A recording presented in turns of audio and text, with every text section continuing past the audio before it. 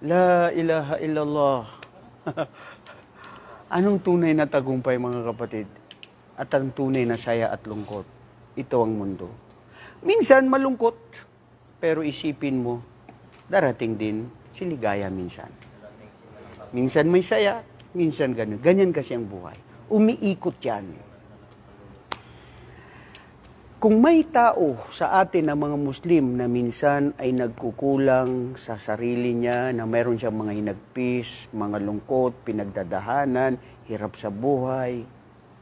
Bro, sister, simple lang, bisitahin mo lang ang isang hospital. Itanong mo kung sino yung mga tao na nandyan, kung gaano sila ka-impluensya at mayaman, pero hindi makagalaw at hindi makain ng gusto niyang kainin. At kung makapagsabi lang at mabibili niya ng kanyang pera at impluensya na makagalaw, makalakad at makakain, bibili niya. Pero ikaw na ito na nandiyan, na nakikinig, may problema doon sa kumpanya mo, na pagsabihan ka, nasaan tayo para hindi tayo tunay na magpasalamat sa Allah subhanahu wa ta'ala.